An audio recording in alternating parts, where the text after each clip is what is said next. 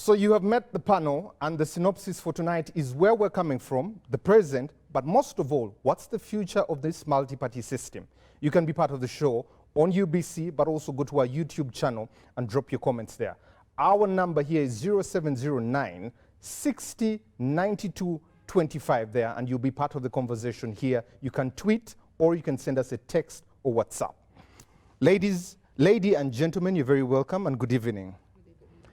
I think it's in order for me to start with Honorable Ssemujju to be able to give us a synopsis of what our current state is with the multi-party system. I don't know, you should have started with Professor. But let me give a background. I was a journalist at Monitor. 2003, I got to Chankwanzi to cover the movement National Executive Committee sitting. That movement, National Executive Committee, of course, the movement claimed fraudulently that they were not a political party. That's when the committee of Chiyonga, Bidandisari, Kakoza Mutare reported they had been instructed by Mr. Museveni to carry out a study and then advise the movement, let me call it the movement, on many issues, but mainly political parties. In his speech, which lasted 2 hours, Mr. Museveni said he wanted political parties. The Chiyonga Bidandu Committee said parties should not return because they are very divisive. That was a committee that had been set up by Mr. Museveni to advise the movement. But in his speech, he said he now wanted parties to return, and because of 3 reasons. The first was that the multi-partists, as they used to call them, today you can call them opposition, were bad-mouthing Uganda, especially in international meetings, because of a ban on political activities. And then he said the donors are also harassing us. So, and then the third point, he said the younger people, he said they are suffering from MP of peace. That Uganda has been peaceful for a very long time. Now there's too much peace. They are agitating for parties to return.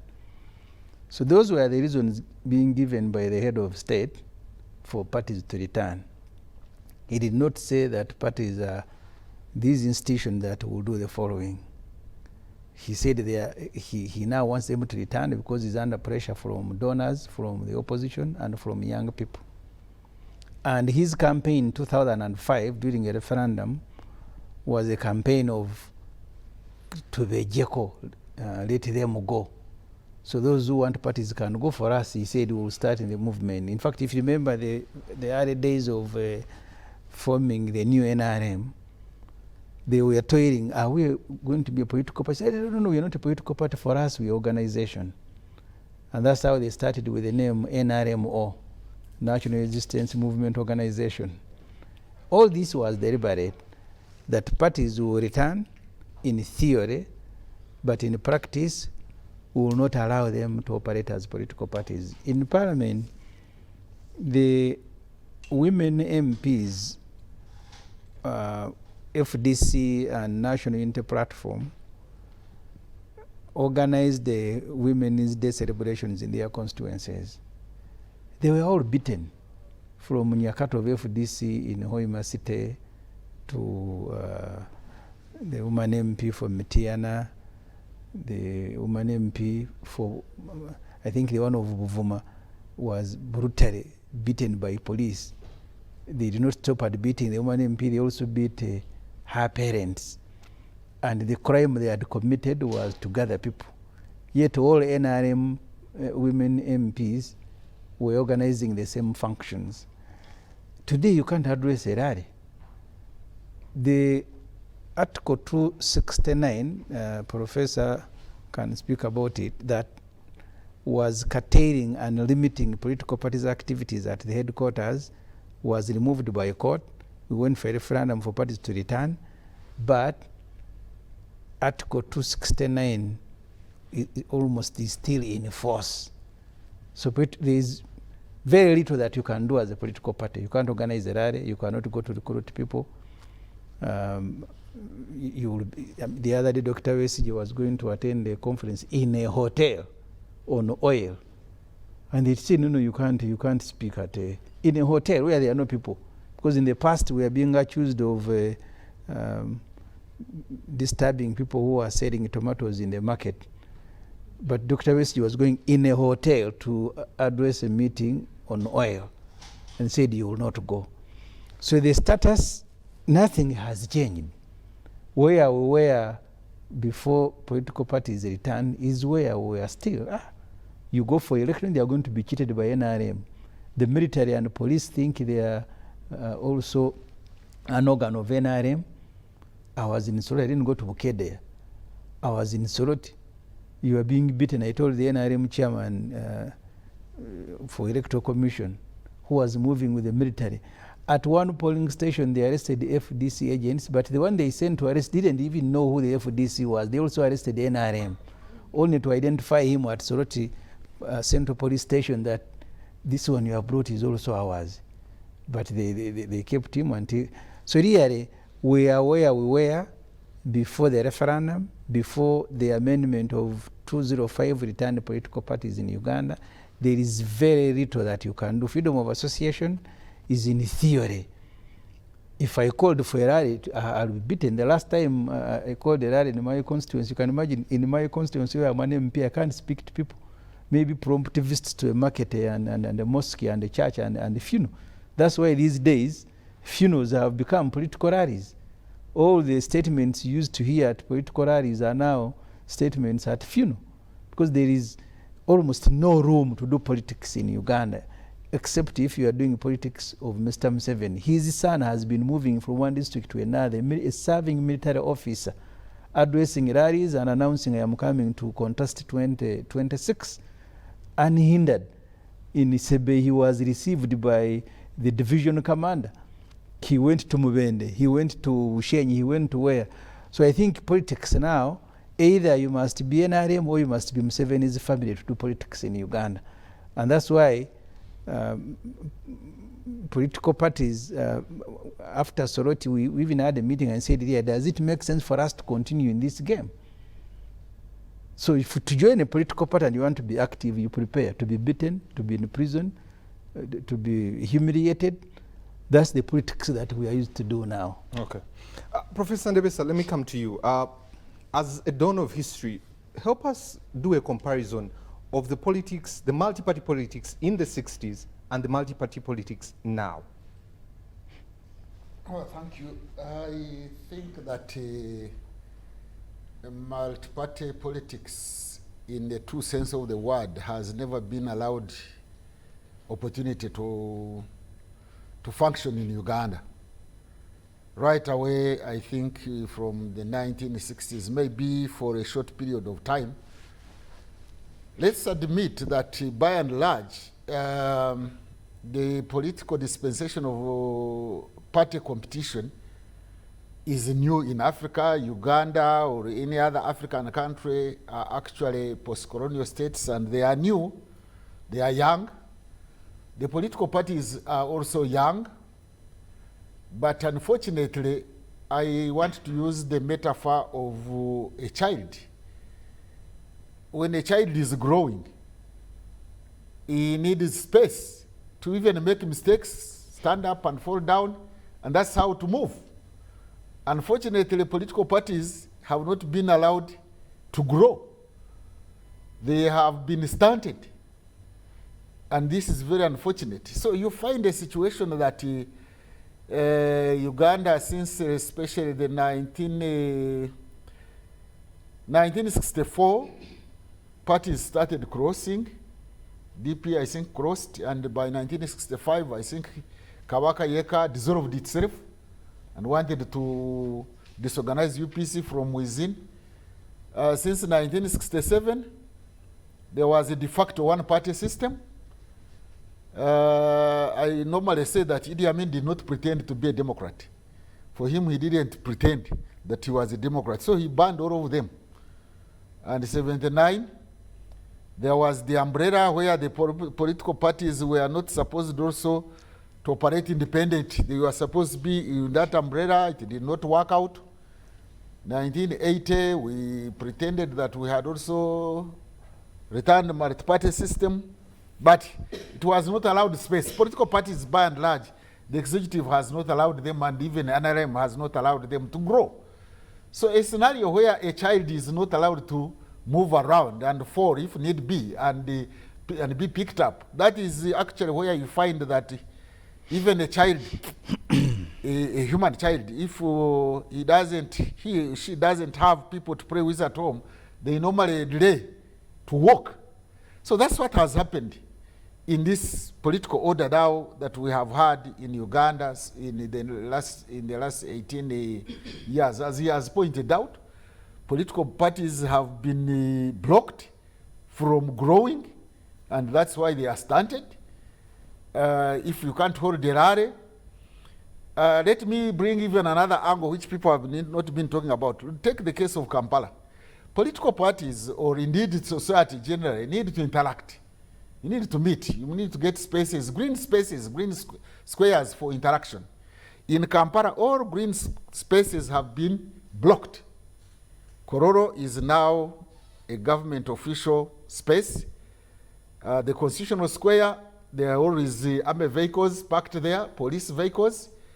National Stadium is now what? It's a mall. It's a mall. This Gogoindoa Stadium, I only last heard that it is Kainerugaba who was allowed to host a political meeting there. Nambore, which is supposed to be a town hall meeting, I am told when you go, before it was closed for renovation, you would go there to ask for a space. They would tell you go to CPS. No, the last time I went to Nambole for an FDC meeting, I even paid. They issued me with a receipt. On the day of the meeting, police blocked the roads going to Nambole. So there are no physical spaces. Town hall meetings are also not allowed. So the whole issue of dissent or political organization is not there. So what we have now is a multi-party system on the surface legally, but underneath we don't have a multi-party system. And the parties are not allowed to grow. And it is unfortunate that we shall continue pretending like this. For me, I would be for either banning them and you have only one party like the Chinese way, or open for them. Because when you continue in this pretense of having on the surface parties, underneath there are no parties, then society will not grow. Politics will not grow. And we shall remain polarized. And that is unfortunate. Let's not use pretense as a tool of political governance. We either have parties or we don't have them. These members of political parties, you go to a radio station, you are in the middle of speaking and the RDC comes and he switches it off. That is very unfortunate. Now that polarizes the country along those lines of people feeling injustice. As he has pointed out, you go to elections and there is electoral injustice along those lines. So we either remove the parties again and go in something which in the past has not worked, or we allow them. You remember President Museveni in his victory speech after the elections, he pledged, in the victory speech, he pledged to eliminate political opposition parties in the next 5 years. That is his goal. That was his pledge. And so I would not be surprised that political parties are not allowed to function, because it is a pledge of the head of state in his victory speech. And victory speeches are very important because people make those pledges consciously, and people judge them according to their pledges. So the pledge was to do away with political parties, opposition political parties, by 2021. 2021. Yeah. Oh, he made it in 2016. So anyway, That is very unfortunate. I am not saying it is only this regime that has done it, but even I think the Obote 2 especially, Obote 1 and Obote 2, and it is continuing like this, and it is bastardizing, if I can use that word. This is bastardizing politics. We either go the Chinese way and know that we have one party, or we go to multi-party and see how to grow, because we are stunted in two ways. We are stunted at the level of multi-party, and we are stunted at the level even of a single party, which is very unfortunate. And that's why the outcome of that, the symptoms of that stunting, is you see now political parties divided. Not only opposition, because even NRM is also divided. We have got in the political parties, we have got, for example, Akenda UPC and Waribiri UPC, DP, we have got Mao is one faction and another one somewhere. FDC, you have got a faction in Najanankumbe, another one in Katonga.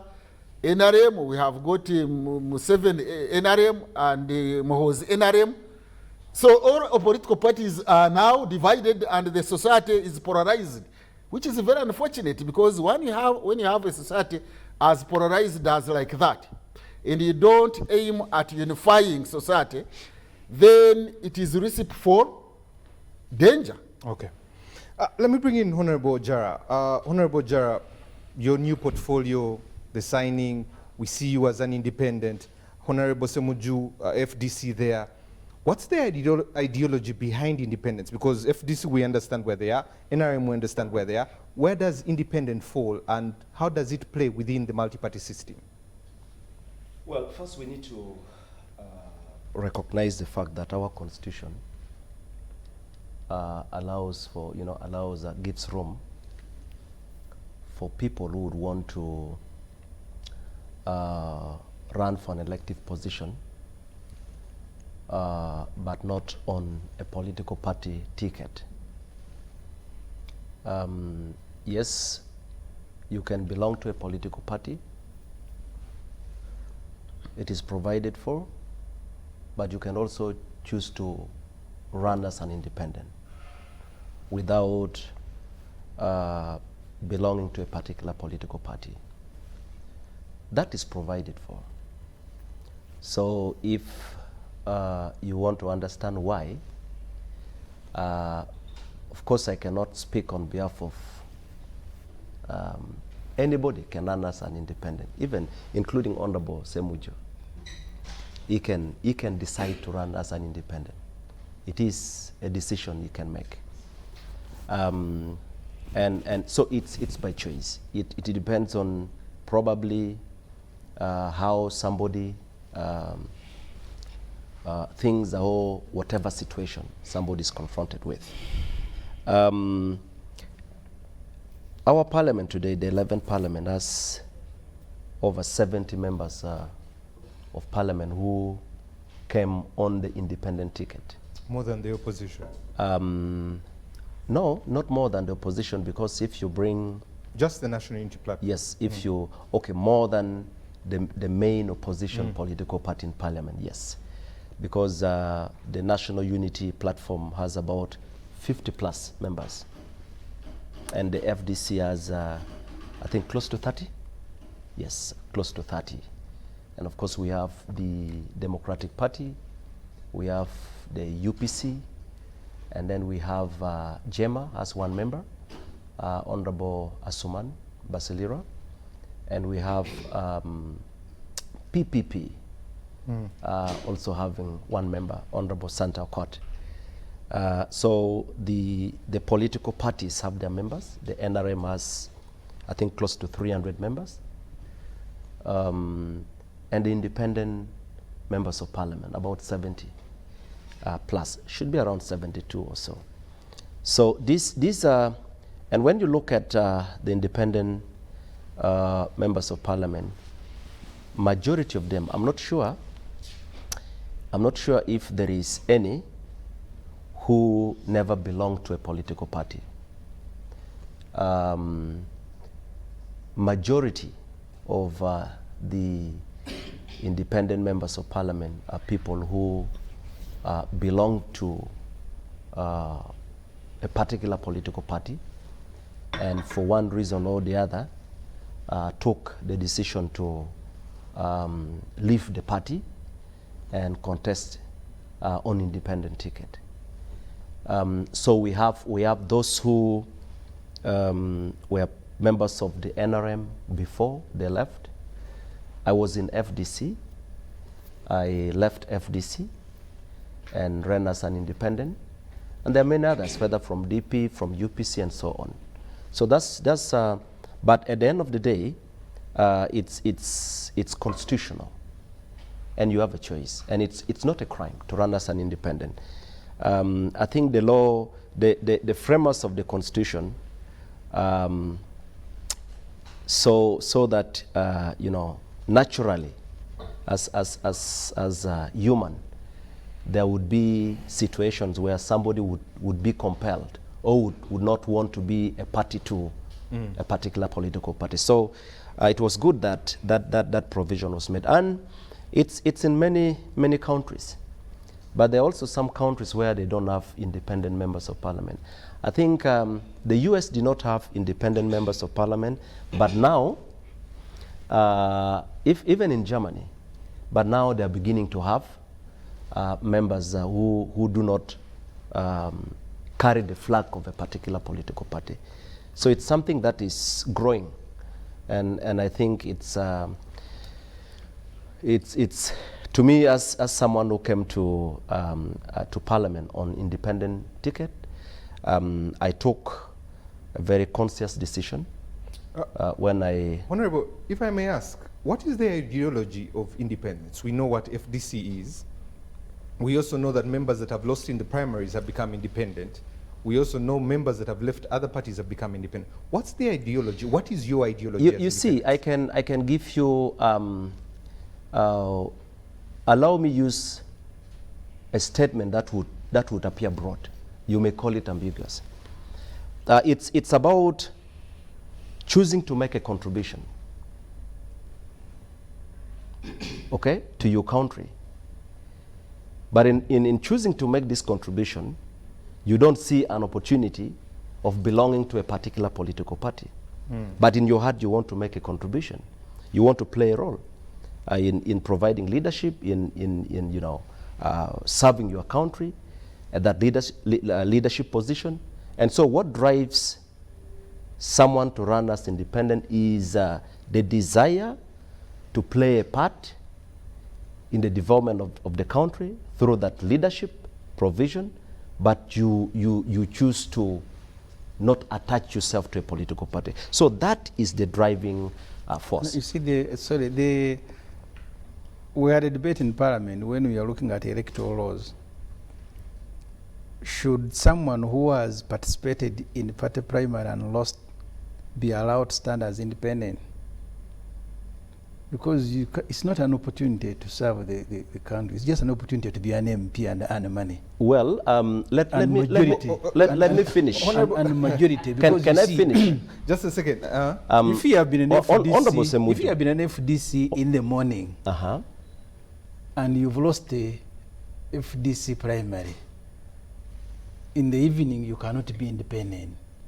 You're just a fortune hunter, just looking for an opportunity to enter. Well, maybe I can say this. Okay. That's why I say it. I will not speak on behalf of people who are on independent ticket. There are many members of parliament. But just to respond to Honorable Ssemujju, like I stood as an independent. I never participated in the FDC primaries. I actually left FDC before they did their primaries. The last time... Majority of the 70s participated in primaries of their parties. Can you let me talk, please? Yeah. No, I'm just giving you information. Yes. Yeah. You see, when I'm speaking, I speak for myself. We're talking about independence. No, you have a right to speak on behalf of the others. Let me speak for myself. I have been... And I'm not speaking for you. Correct. Yeah. Please... I'm not saying I'm speaking please for you. Please give that little respect and I finish. Yes. So I... Like for my case, the last time I interacted with FDC, it was a few months I think about 5 or 6 months to nomination period. And we had a meeting with the party president of FDC, the Honorable Engineer Patrick Amuriat. And I put my position very clear on the issues I believe were legitimate, and those are issues I had shared with, you know, my leaders in the party. I even took the trouble several times going to the headquarters, raising those issues. And so I consciously took the decision to leave FDC, not just because I wanted to run for a position, but I had left FDC. Actually, the time A&T was being formed, that was the time I left FDC. Okay. Yes. Let me bring in Professor Sarah. Professor, you have heard Honorable Ssemujju talking about the 3 ideas that the president put forth, but also the history given by Professor Ndebesa and Honorable Ojara there. Where is the public in this whole picture of multi-party system? And also, were their hearts won? Are their hearts lost? You as a social scientist, help us understand the public. Thank you very much, Timothy. I'm listening to these great guys, and of course they're advancing very great things. And I was very intrigued with the last question you asked them. You said the independents don't have ideology. I asked for the ideology. But I was also wondering whether the other parties actually have an ideology. Okay. Because I don't think anyone has an ideology in this matter. We on the outside, when you listen, it seems to be an agenda for change. And why is the agenda for change being fronted? Because people think certain things have not been met. And why have those things not been met? And I think that's why we now need to bring in the whole issue of the context. Because in the past, it was very easy to know what ideologies people were standing on, whether they were Marxists, whether they were going to be capitalists, whether they were going to be Pan-Africanists, and all those things were there. But I think with the 90s and the change, you know, things have changed both in the global and in the local space. So we should not talk about political party activities as if they are constant things there. And all matters being constant, political parties will behave like this. There's been a change in the context. That globally, first of all, ideology was pushed aside. It is really cutthroat competition and exploitation of poor countries. And then when you come locally, you find an extension of that. And so Africa, including Uganda, has been characterized by unfair international economic policies, ending things like maybe wars and all forms of instability. Today you hear there's terrorism, tomorrow we are dying of HIV, then the other thing. So all of these things come and cloud the political space. Now, as they are clouding the political space, or as they're clouding the society, you end up having development hampered, because investments have to be made in certain areas to secure places. So then people then complain about lack of service delivery. On the social space, you also have a lot of population growth, okay? We are not what we were in 1996. We were not even what we were in the 70s, or at the time we got independence, like Professor Ndebesa has said. So where are we? Many of the people living today even think the story of 1986 is perfect. Many of the people living today and are actively participating in politics think for places like Idi Amin or Obote, those are all distant in the past. And we have not done enough to engage them. So at the end of the day, how do they decide politically? They decide politically according to their practical needs. It is a pragmatic decision they make. And if they are living today and they are seeing life is so hard for them to make ends meet, it's very easy for them to think things are being done like that because those they chose to represent them are not representing them enough. So that's why you find every 5 years there's constant change. There are those who have been lucky, like Honorable Ssemujju, who keep coming back. But many actually do not come back. And why? Because they are being told either the people who are there do not care about you, or the ones you voted for you forgot about you. So even when they are changing, they're not even thinking about ideology. The public is largely thinking about the individual person. Is this one my person? So the person may come dressed as NRM, or the representative may come dressed as FDC, or as NUP. But largely they are looking for who is ours? Who can we relate with? Who can bring me closer? to the table. And even when you look at them debating these things on the different, either WhatsApp groups we are in or the different conferences we attend and the rest, people vote so-and-so because they think so-and-so will either get me a job, because of the practical realities we are having. The job, the road, the hospital, the everything. So if you have voted in and you're unlucky not to bring these things, or the government doesn't bring these things in your time, then you're the problem. You either did not lobby enough or you ignored me. The thing actually which has cost many politicians or MPs, however good they are, as we said here before, is jobs. There's very high levels of unemployment. So then people begin, yeah, you see, I went to her, she never gave me a job. I went to him for my child's job and she ignored me, or the door was never opened, or the gate. So you have all these things. So when people are making these decisions and you talk to them as to why they are making these decisions, they are not in very high levels of ideology. You know, ideology is what would keep you committed to a party so that even if you lose the primaries, you don't change. Okay? That would be a party ideology. But we no longer have much about ideology. People are struggling with the mundane details of life, the practical realities of life. And because they need this, they then have to make political calculations. In whose vehicle will these things be delivered to me? So at the end of the day, then the party may not make much sense. What will make much sense to them is the individual they are voting in.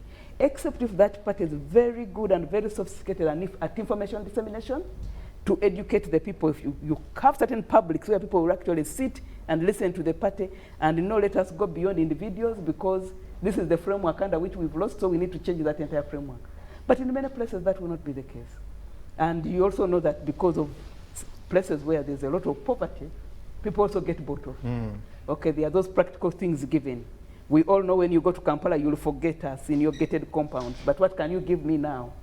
So you end up with the sugar, you end up with the salt, you end up with very many things. So basically what I'm saying, in short, is that the context has changed, both globally and politically. And we are constantly changing, and we are constantly having this negotiation and changing the culture. So things are always changing. In the past, you would have certain ideologies stick because certain global powers were so determined to have those ideologies hold. If a leader did not side with them, they toppled that leader. Today, they really don't care. Okay? As long as their interests are served, they really don't give a damn. So now we are all, and me, I don't think we've reached a very terrible point. What happens is, that is how society evolves. It will reach a point, it will sort itself. But now you cannot impose an order from above with the kind of demographic we have, with the kind of economics we have, and with the kind of politics we have. Thank you. And let me come to you, Honorable Jara. Professor, sticking with you, we are a very sentimental, gullible public. Especially, you have spoken of personalities there. How do we get back on track? Especially, this was a good idea.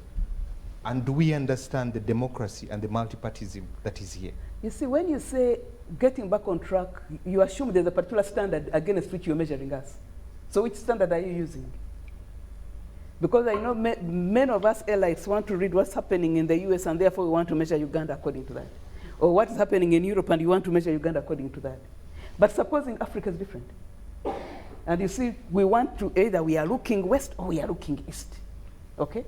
So we want either multi-party dispensation, which is very much a neoliberal outfit. This last push of multipartyism on the continent has been very much on the vehicle of neoliberalism. Vis-a-vis what he said before, the one-party state of China, which actually is one of the things which was driven by the communist bloc at that time. But so supposing none of those works for us, supposing we have to form our own way. We are, first of all, very different. We are very ethnically diverse. Not like what you have the US or the Chinese kind of outfit, okay?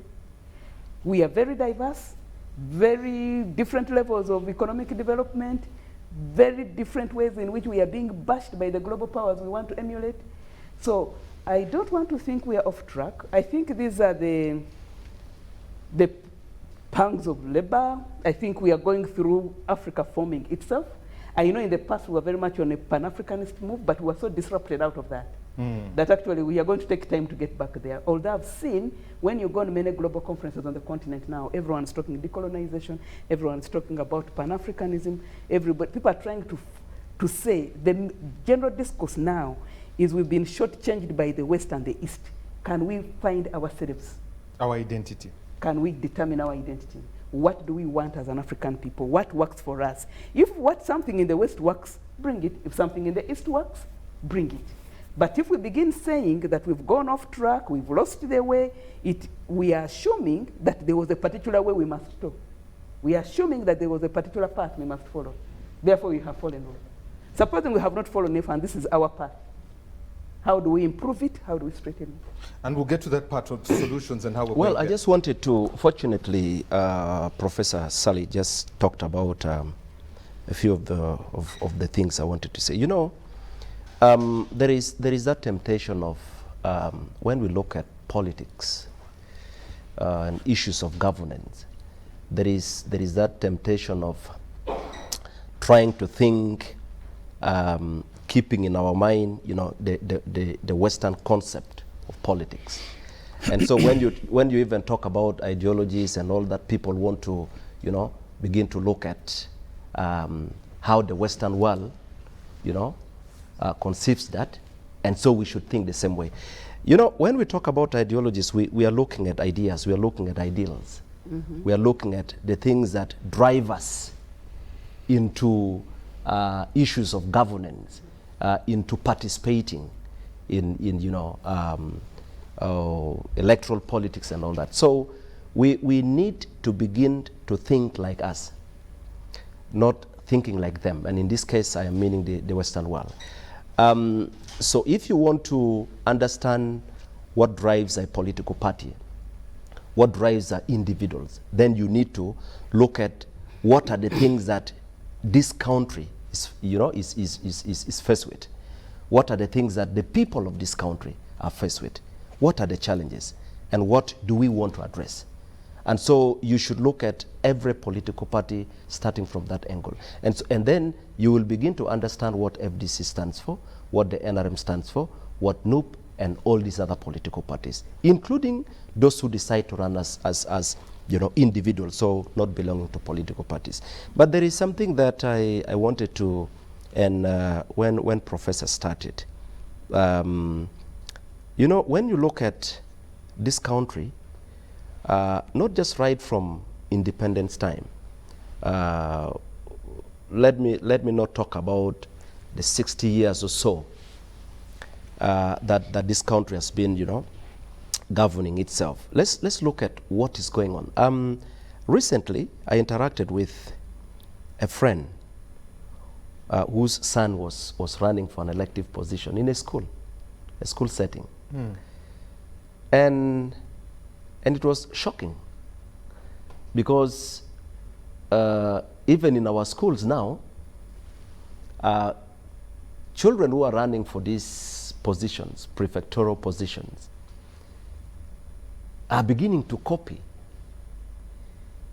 the terrible things that this country is facing, where we have reached as a country. And so you begin to see how much things have gone wrong. Now in schools, children have to buy sweets okay, to give to their colleagues to be voted. And there are a lot of things that have gone wrong. So it begins to tell you the kind of society we have now. Things have gone terribly wrong, and people have gotten used to the situation. And if we are not careful, it will take us several decades for things to, and that also has a lot to do with the quality of people who get into leadership. okay.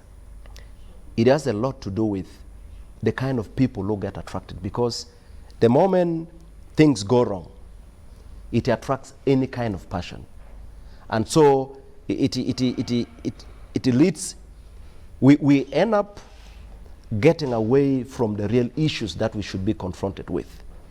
And so it is true that a lot of things have gone wrong, and these are things that, and you know, Honorable Ssemujju talked about you know, how the NRM wants to, you know, manage everything, and the opposition is being blocked from actively getting.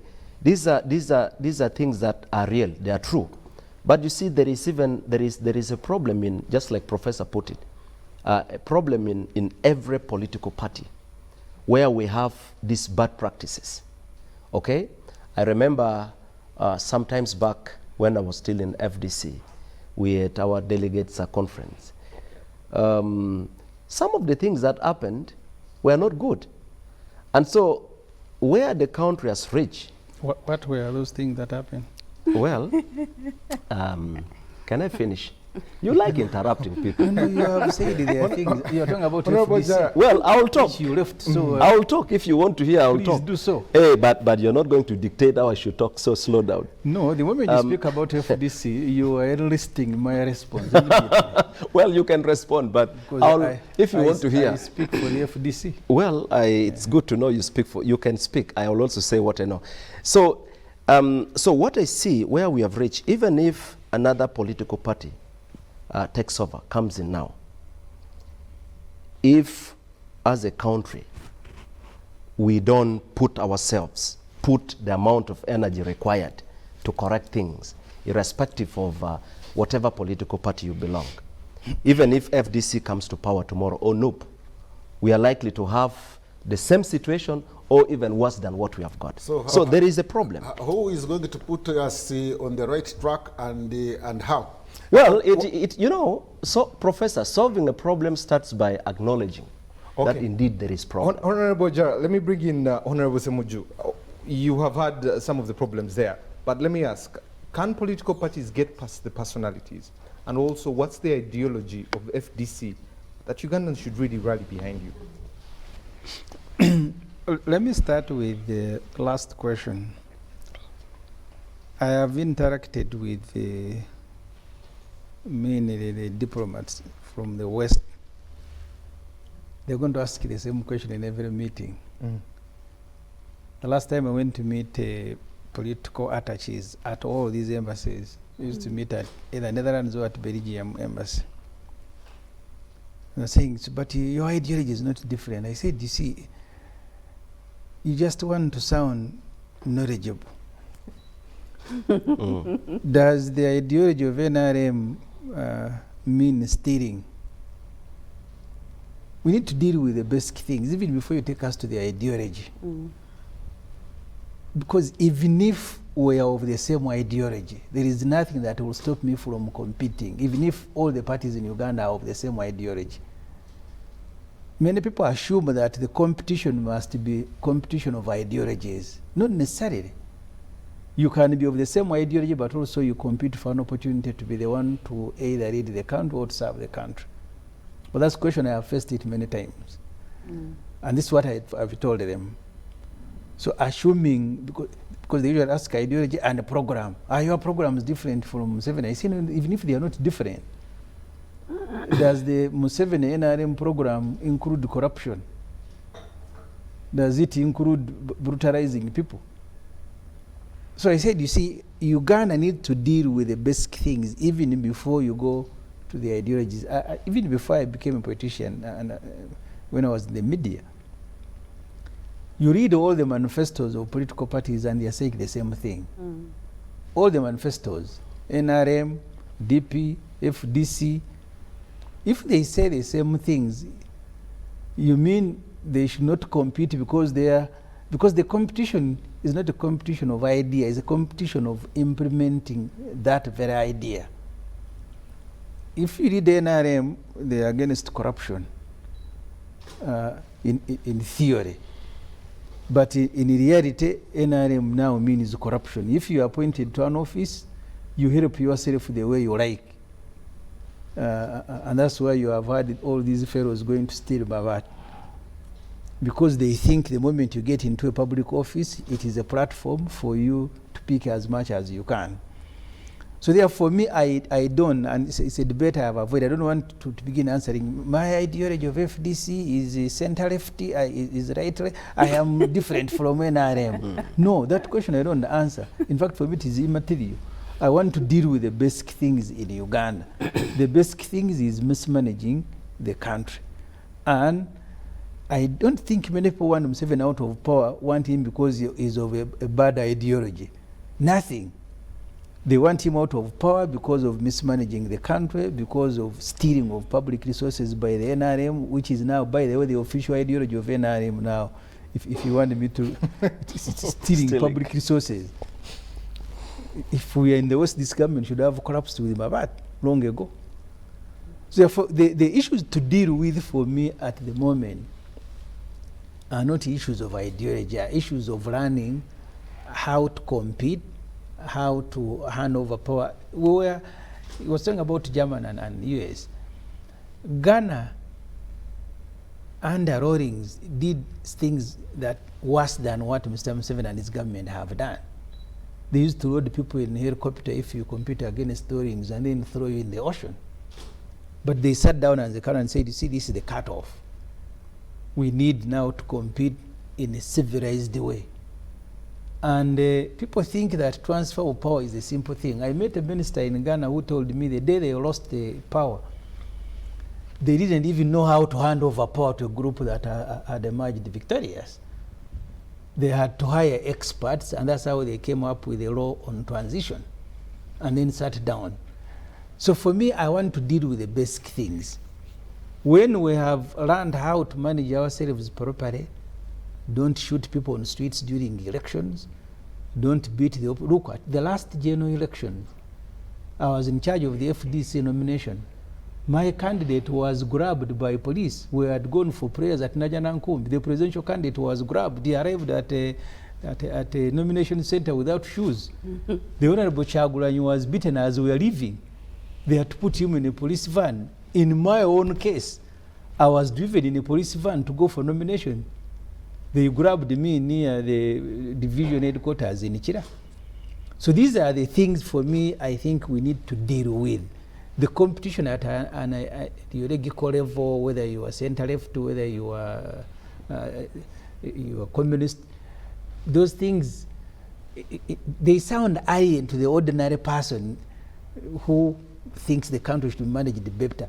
Because even if it is the same party, like you've seen in Tanzania, they have had one party for a very long time. Even if it is one party, even within the same party, there can be competition. The trouble we have is that we have military men who captured power. They continue staying in power because of militarism. In NRM, they don't compete. And they will make sure that there is no competition in other parties because that makes them look bad. They will want all the parties to behave the way they behave. So therefore, to answer your question, for me, even if all the parties in Uganda were of the same ideology, there will still be legitimate competition for power because getting into power is an opportunity to serve better than people who are in power. So once we have fixed that, then we will go to the next stage. Okay, you are competing. Because in Uganda today we are not competing, and actually we are competing on programs. I remember 1996, the three candidates, presidential candidates, all spoke about universal education. I think Chibirige Mayanja is the one who said he had wanted to educate everybody. Museveni said he wanted to educate 4 per family, someone. All the programs in Uganda are going to be the same. And they are all good programs. We have had programs here that are implemented by Rwanda better than us. So for me, we are at that stage. Where you want us to go, we can go later. Let's deal with the basic things. Competing in Uganda, I used to tell people, I watch European football. They will lose, they will hug and go home. In the village where I grew up, like it used to happen at Makerere. If you are playing in Northcote and you score 3 goals, they are going to remove the goalpost and the match will end there. Where I grew up, this thing used to happen. You can't compete in football. If the referee says a penalty, immediately violence. So we need to teach ourselves, but also we need to be fair, especially those who are holding power. If you have an election, you are beating all your opponents. At one time, all of them have been in prison. Supporters of all your opponents are being threatened. They are all in prison. That competition is never a competition of ideology. It is a competition of something else. In fact, in Africa, I think it is a wastage of time to begin discussing ideology, sometimes even by the including programs themselves. That's why, as a journalist, I covered the rallies of nearly all presidential candidates. Even people turning up at a rally, few are going to listen to the programs as they are presented. They will just sloganeering because they know many of you are just lying. Even if you say you're this thing, you're not going to do them. So the opportunity that we have missed as a country, the group that President Museveni came with to power, majority of them are people who meant well for the country. If the things they said and set out to do, if we had done them, would be very far. In Ghana today, I think they have changed power more than 5 times and the country has remained. People who have refused to change power, when it happens, it is a problem. See Sudan, see South Sudan, go to Libya, go to, and I saw the president is still crying for Gaddafi, that these West people that we keep choosing are the ones who caused the problems in Libya, where his friend had been in power 43 years. And Mr. Museveni still thinks that Gaddafi was the solution to Libya, just stealing resources and giving to his proxies wherever they existed. So the African problem today is not because political parties don't have ideologies, because if you gave me 5 minutes to go and look for you ideologies, I will Google and I will tell you that I am this, because they are already there. The trouble is that we've not learned the basic things to live together peacefully. We can't compete in football. We can't compete in politics. We are, I don't want to borrow Museveni's word of the pre-industrial societies. We need to deal with that. People need to be honest, those who are in power. If Ghana can sort out their politics, you lose an election and peacefully hand over and then wait for the next opportunity. Then we will begin competing with the programs. Otherwise, we need to do the basic things first. I have told many Europeans, the last time I met them at the Virginia embassy, they were asking me, your programs are the same as NRM. Where is the difference? I said, even if we have the same program, for me, if we have a budget of 52 trillion shilling, my pledge to the population is that I will not steal the money. So the difference between me and NRM is that they steal the money. For me, my pledge is that I will not steal it. But how sure can they be? Because if we are saying that the issues are the same, okay, so, and it's just in the videos. So yeah. yet for issues which are systemic. Yes. So that means, to your friends who are asking you, then it does not matter. We don't need to change, because if we are all the same, no. even when some are changed and you come in, you'll be the same. The programs are the same. Yes. The reason you change is that if Ssemujju doesn't do it right, yeah, bring another person. Okay. At one stage, you'll have someone who will do it right. But if you stick with the same people, you will stick with the same problem. As simple as that. Give everybody an opportunity, then you will know that this one is better. Look at Tanzania. I visited Tanzania many times when Magufuli was there. There are many things I liked about him. But the lady is also changing many things, including competition. Opposition politicians who are in jail have returned. She has said now you can even go and have rallies. So really, every leader will seek to do better than the other. There are things that Idi Amin did that Museveni will not do. There are things that Museveni has done, including his own son. You've seen comments he has made that these things, they are not doing well. So it's human that you will aspire to do better than a person you are seeking to replace. What is lacking is the opportunity to do so. There are many people who mean well and will want to do well, but one man and his party are stuck there. They're saying, no, they are the only ones who can make things happen. Okay. Professor, some of the things that Honorable Ssemujju has mentioned are the basics. What are these basics, first and foremost? And what has multi-party politics bred into this political arena? No, I don't want to be bracketed in other people's basics. Allow me space to also show what I think should be done and what has not been done, and why we are going to remain marching time in Africa. First of all, we have not built strong states. By strong states, I don't mean having the capacity to beat FDC or to beat NUP. I'm talking about capacity and legitimacy to deliver services, to deliver public goods, among them to keep the country together. So the challenge we have, somehow I don't know how we have framed the debate, but The multi-party system is already in our constitution. Unless we were debating amending the constitution, that's when we would bring in most of these ideas I'm hearing. We have a constitution, and we must have a constitutional order. But we can always change the constitutional order. But we have a constitutional order. So, if we have a constitutional order, let's try to make it work. And where it doesn't work, we amend. But when it is there, let it be there. Now, the problem of Africa and Uganda is having shadow. We are shadows. Others call our systems ghosts. And when we remain ghosts, I don't think we shall develop, both economically and politically. So, if the constitution is talking about multi-parties and parties, and that they should work like this, but you begin having shadow. I think even these independents are shadows. You begin having shadows, then you will not strengthen institutions, because you should aim at strengthening institutions. Those are the ones that will make us strong and work for the people and for development. So, this pretense that we have multi-party when there is no multi-party, that we have a government, you find you appointing a certain person in a certain responsibility, but him or her doesn't have powers. The powers are with somebody who is shadow. And you know shadows, you cannot hold shadows accountable.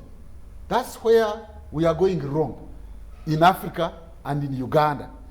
So if we have decided to have the multi-party system, it may not be working. It may not be clear about here. I had people also dismissing the issue of ideology. I don't know what they mean by ideology, by the way. We have to define this one also. And at times you hear somebody saying that such a group has no ideology. No. Even if it is a negative ideology, it is an ideology. We asked what is the ideology. And we don't have to run society on the basis of what we have called just ideology. Ideology is a generic term. Mm-hmm. It could mean values. Mm-hmm. It could refer to norms. Mm-hmm. It could refer to interests. So, do we have norms of building a viable state, or we have norms of eating the state? Most times in Africa, we have had norms of the political class of pretending they are working for the people when they are actually working for their stomachs. And we need to be organized in order to work for the society. Do political parties have challenges? Yes, they do. But they have also a role to play in organizing society, because they have to aggregate ideas. You cannot have 40 million ideas in Uganda to run a country. They have to be aggregated and sectionalized so that at least people can understand how these ideas might be. Yes, we don't have to say ideology is communism or socialism or capitalism or whatever the case may be. We could simply say we want social justice in this country, because without equality and social justice, we shall have wars. Whatever development programs we are thinking about, even if we effect them, we shall fight over them if we do not have social justice along gender lines, along class lines, along regional lines, along tribal lines, so that we see how to move ahead. But we cannot do that, I repeat. We shall not build a state, we shall not build institutions unless we stop pretense. And how do we stop it? I think society should come up and tell truth to power. Okay. When somebody, allow me some minute here. When somebody is pretending, most people go around, around. They don't tell somebody that you are pretending. You find somebody saying, don't be tribalistic. Even when he is saying that word, he is tribalistic, or she is tribalistic. He's saying that I'm not tribalistic when he's tribalistic, even when he's saying that one. Somebody is saying we work for the whole country when he's actually working for the section of population. Somebody is saying we have multi-party when you are not allowing a multi-party system to coexist. Somebody is saying we are democratic when actually it's not democratic. So can we learn how to tell truth to power, whether it is in political parties, because political parties also pretend to be democratic in themselves when they are not democratic. The state pretends, or government in power pretends to be democratic when it's not democratic. Can we stop the shadow state? Can we stop shadow parties? Can we stop shadow promises and promise people that look here, things are like this, they may not go like this. We have said that politics is a dirty game, and I think we are making it more and more dirty.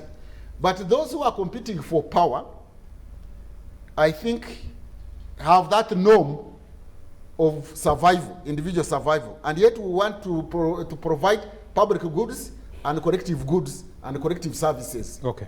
So the problem is now, in my opinion, is mostly with us, the citizens. We should not allow these politicians to pretend and continue giving us ghosts when we are here. We should tell them, and we should not appoint them, we should not elect them. Okay, we cannot stop them cheating the elections. But you find people clapping, walking along the road, praising them, you know, praising. Me, I cannot praise you when you are wrong, by the way. Why do we praise people when we know that they are supplying air in this country? Why do we accept people to practice injustice in society and we keep around? So, using economics terms, there is supply and demand. I think Professor, the problem of Africa is the demand. We citizens have not demanded that our leaders follow the codes of conduct that they have set themselves to do. Okay.